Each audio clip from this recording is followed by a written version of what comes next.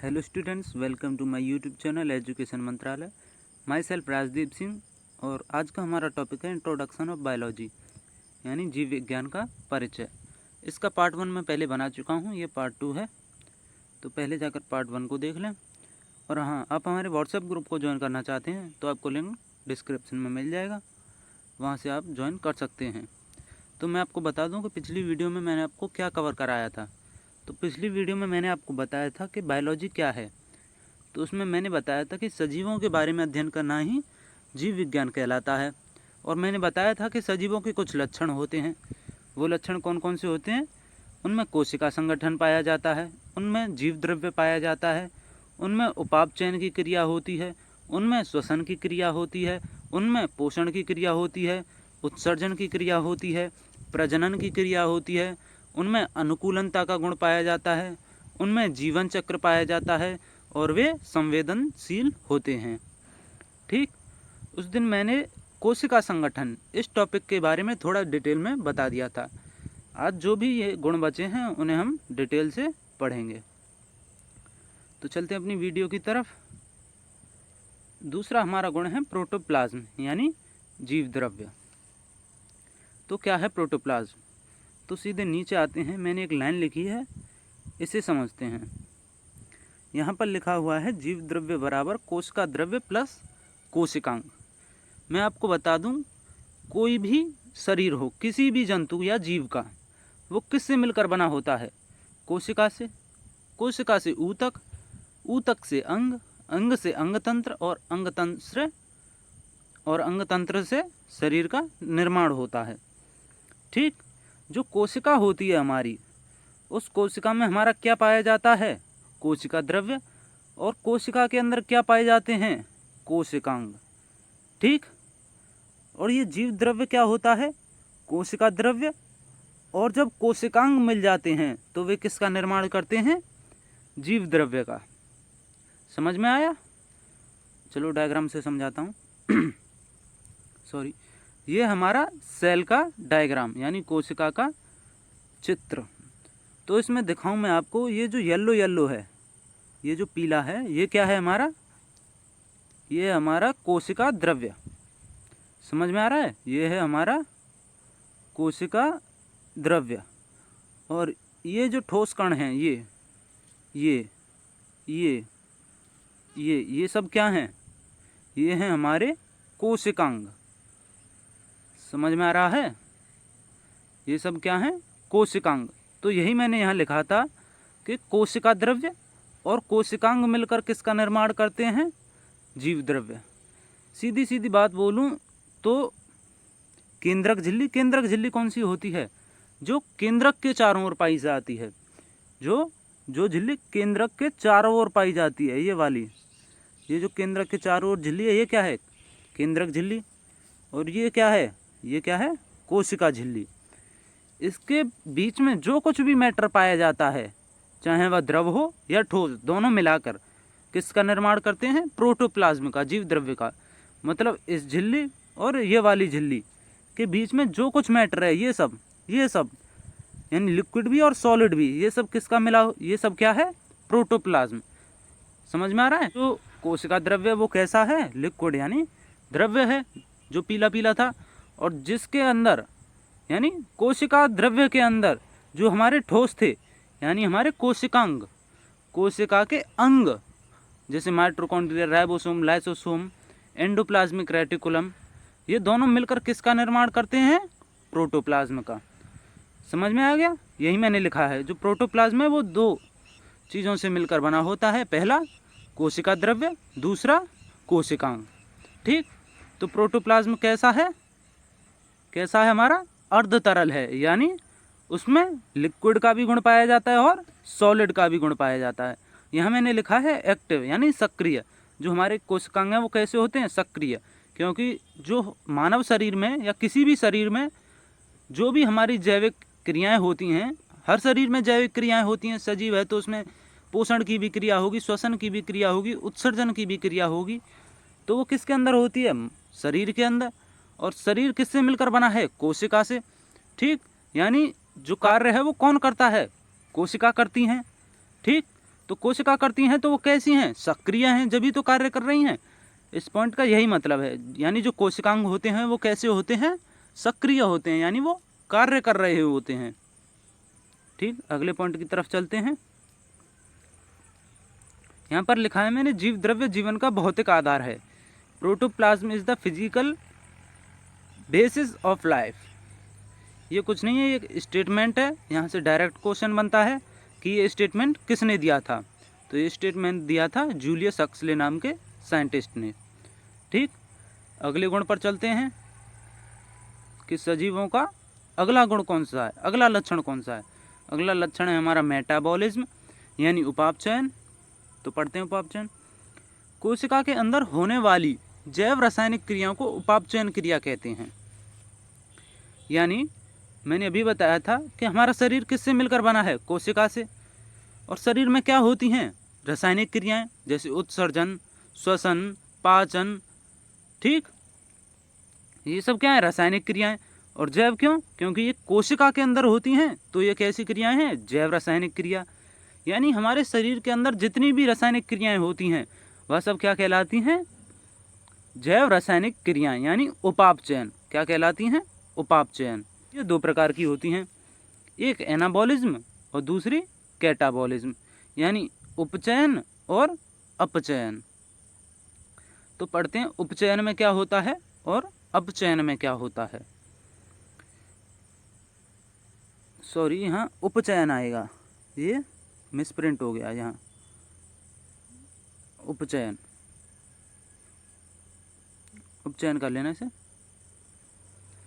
पढ़ते हैं इसे, संश्लेषण। इसमें क्या होता है, योग, यानी छोटे छोटे मॉलिक्यूल मिलकर क्या बनते हैं, एक बड़ा मॉलिक्यूल बनाते हैं। यानी छोटे छोटे अणु मिलकर क्या करते हैं, एक बड़े अणु का निर्माण करते हैं।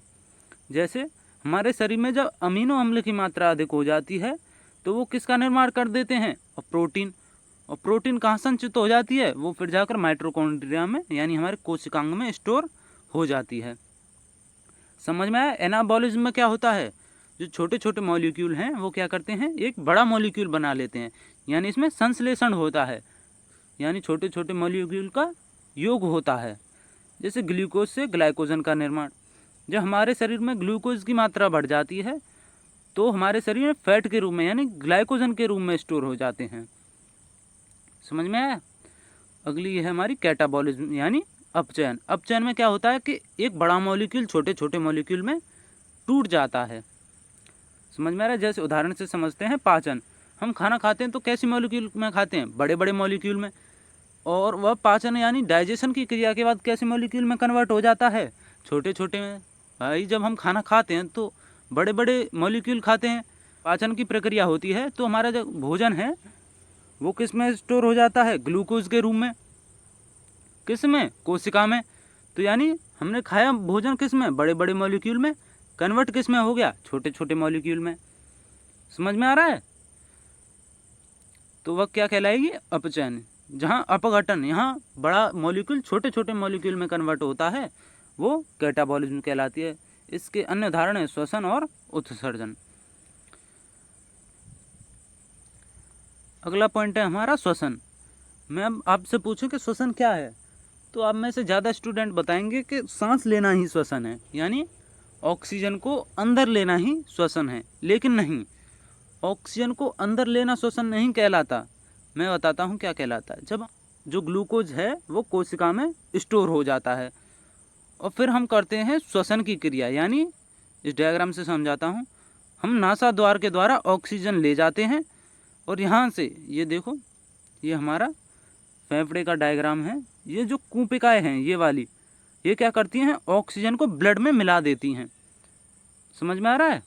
हमने यहाँ से ऑक्सीजन ली, यहाँ से ये फेफड़ों में गई, और फेफड़ों में जो कूपिकाएँ पाई जाती हैं, ये कूपिकाएँ क्या कार्य करती हैं कि ये ऑक्सीजन को क्या करती हैं, ब्लड में मिला देती हैं। ठीक, अब जब ये ऑक्सीजन ब्लड में मिल जाती है तो ये कोशिकाओं तक पहुँचती है, और कोशिकाओं में पहले से क्या मौजूद है, ग्लूकोज। यानी जो हमने भोजन खाया था वो किसके रूप में स्टोर है, ग्लूकोज के रूप में। और हमारी वहाँ क्या पहुँच गई, ऑक्सीजन। तो उस ग्लूकोज का क्या हो जाता है, अपघटन। किसकी उपस्थिति में? ऑक्सीजन की उपस्थिति में। तो फिर वो ग्लूकोज किस में टूट जाता है? CO2 में, H2O में और ATP में। ये ATP क्या है? ये ऊर्जा है। ठीक, इसी से हमें कार्य करने की एनर्जी मिलती है, ATP से। ठीक, जब हम कोई कार्य करते हैं तो हमें ऊर्जा कहाँ से मिलती है? ATP से। यही मैंने बताया था श्वसन क्या है। डेफिनेशन पढ़ते हैं। श्वसन में ऑक्सीजन की उपस्थिति या अनुपस्थिति में कार्बनिक पदार्थों का ऑक्सीकरण होता है। कार्बनिक पदार्थ बोलते हैं ग्लूकोज को। ठीक, और यहाँ लिखा है मैंने ऑक्सीजन की उपस्थिति या अनुपस्थिति। इसका मतलब है कुछ जंतुओं में जो श्वसन होता है वो ऑक्सीजन की उपस्थिति में होता है, और कुछ जंतुओं में जो श्वसन की प्रक्रिया होती है वो ऑक्सीजन की अनुपस्थिति में होती है। जैसे ऑक्सीजन की उपस्थिति मनुष्य में और अनुपस्थिति यीस्ट में। यीस्ट क्या है? एक हमारा कवक है, यानी एक फंजाई है। यह अपचयन अभिक्रिया है। मैंने बताया था ये कैसी अभिक्रिया है? अपचयन की, यानी इसमें जो बड़े बड़े मॉलिक्यूल्स होते हैं वो छोटे छोटे मॉलिक्यूल्स में टूट जाते हैं। जैसे यहाँ मैंने लिखा है ग्लूकोज, ये क्या था? एक बड़ा अणु था। ठीक, ये O2 की उपस्थिति में क्या हो गया? इसका अपघटन हो गया, यानी ये अपचयित हो गया। और किस में कन्वर्ट हो गया? छोटे छोटे अणुओं में, CO2 में, H2O में और ATP में। CO2 द्वारा किसके द्वारा? ब्लड के द्वारा फेफड़ों में पहुंच जाती है और द्वारा नासा द्वार के द्वारा बाहर निकल जाती है। H2O हमारा मूत्र विसर्जन के द्वारा बाहर निकल जाता है। और ये जो ATP होती है इससे हमें क्या मिलती है? कार्य करने की ऊर्जा। आगे चलते हैं।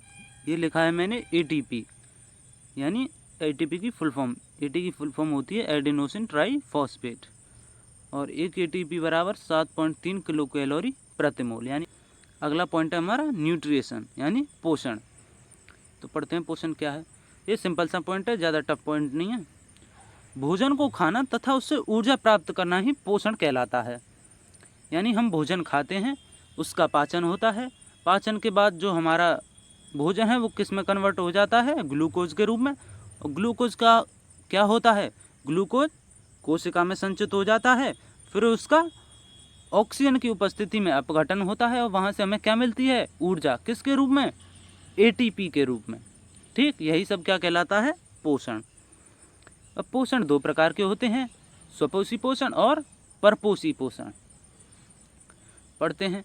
परपोषी पोषण कौन सा होता है? पोषण की वह प्रक्रिया जिसमें जीव भोजन के लिए दूसरे जीवों पर आश्रित रहते हैं, परपोषी पोषण कहलाता है। जैसे परजीवी, मनुष्य, पशु आदि। हम भोजन के लिए किस पर आश्रित रहते हैं? पेड़ पौधों पर, जीव जंतुओं पर। ठीक, तो हम कौन सी पोषण की प्रक्रिया के द्वारा अपना भोजन लेते हैं? परपोषी पोषण। ठीक, इसमें लिखा हुआ है कि इसमें भोजन के लिए दूसरे जीवों पर आश्रित रहता है, अपना भोजन स्वयं नहीं बनाता।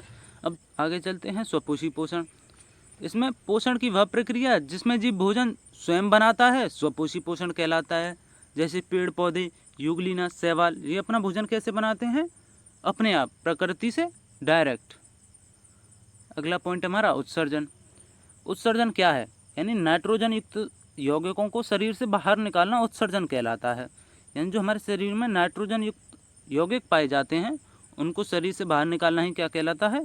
उत्सर्जन कहलाता है। ठीक, ये बस इतना ही था। आगे चलते हैं अगले पॉइंट पर। प्रजनन, रिप्रोडक्शन। तो जनन एक जैविक प्रक्रिया है जिसमें जीव अपने समान अन्य जीवों को जन्म देता है।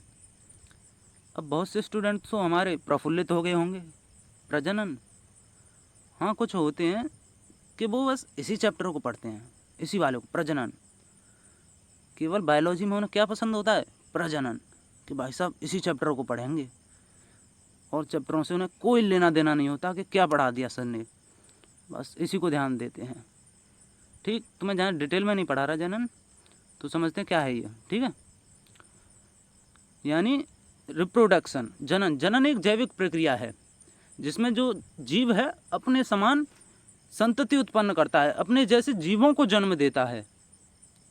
Biological process by which new organism are produce from their parents. पढ़ते हैं ये कितने टाइप का होता, क्या होता है? ये दो प्रकार का होता है, एक सेक्सुअल और असेक्सुअल, यानी लैंगिक और अलैंगिक। मैं बात करूं कि अंतर क्या है सेक्सुअल और असेक्सुअल, यानी जिसमें गैमीट सेल पार्टिसिपेट करें वो होता है हमारा सेक्सुअल रिप्रोडक्शन। अब गैमीट सेल कौन कौन से होते हैं, तो मेल में होता है हमारा स्पर्म यानी शुक्राणु, और फीमेल में होता है हमारा ओवा यानी अंडाणु। ये दोनों मिलके किसका निर्माण करते हैं, ये निर्माण करते हैं गैमीट का। किसका, ये निर्माण करते हैं जायगोट का। किसका, जायगोट का, जिसे हिंदी में बोलते हैं युग्मनज। समझ में आ रहा है, यानी जिसमें गैमीट सेल पार्टिसिपेट करें। गैमीट सेल कौन कौन से होते हैं, ह्यूमन में स्पर्म होता है और फीमेल में ओवा यानी अंडाणु, मनुष्य में शुक्राणु और महिला में यानी मादा में अंडाणु। समझ में आ रहा है, आगे चलते हैं। और जिसमें हमारे गैमीट सेल पार्टिसिपेट न करें वह कैसा कहलाता है असेक्सुअल रिप्रोडक्शन यानी अलैंगिक। और सीधी सीधी बात करूं तो मैं, जिसमें हमारे सेक्सुअल ऑर्गन्स पार्टिसिपेट करते हैं वह लैंगिक जनन, और जिसमें हमारे इसका अपोजिट, जिसमें हमारे सेक्सुअल ऑर्गन पार्टिसिपेट नहीं करते वह अलैंगिक जनन यानी असेक्सुअल रिप्रोडक्शन। हमारा सेंसिटिविटी यानी संवेदनशीलता, ये हमारा सजीव का लक्षण है, यानी सजीव में एक लक्षण यह भी पाया जाता है कि उसमें संवेदनशीलता होनी चाहिए। तो क्या है ये संवेदनशीलता, बात करते हैं इसके बारे में। यानी जीव को ठंडे गर्म इस सब का अनुभव होना चाहिए, उसे महसूस होना चाहिए, यानी उसमें संवेदनशीलता होनी चाहिए।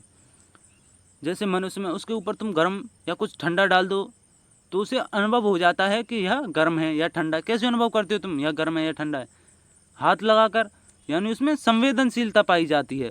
अब तुम कहोगे कि पेड़ों में तो संवेदनशीलता पाई जाती नहीं है, क्यों पेड़ भी तो सजीव हैं भाई, उनमें भी तो ये सब क्रियाएं होती हैं, पेड़ सजीव हैं। अब तुम कहोगे पेड़ में तो संवेदनशीलता पाई नहीं जाती, पेड़ों में संवेदनशीलता पाई जाती है। जब आपने देखा होगा कि गर्मियों के दिनों में जब ज़्यादा गर्मी पड़ती है तो क्या होता है कि पेड़ों की पत्ती मुरझा जाती हैं। क्या होता है, जो पेड़ों की पत्तियां होती हैं वो मुरझा जाती हैं, क्यों, क्योंकि उनमें संवेदनशीलता का गुण पाया जाता है। समझ में आया। अगला पॉइंट है हमारा अनुकूलन।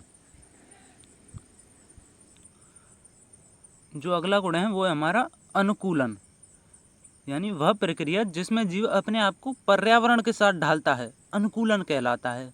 अब क्या है अनुकूलन, यानी जो जीव पर्यावरण के साथ खुद को ढाल लेगा वो क्या होगा, इस पर्यावरण में बच जाएगा, और जो नहीं ढाल पाएगा वह यानी वो प्रजाति खत्म हो जाएगी।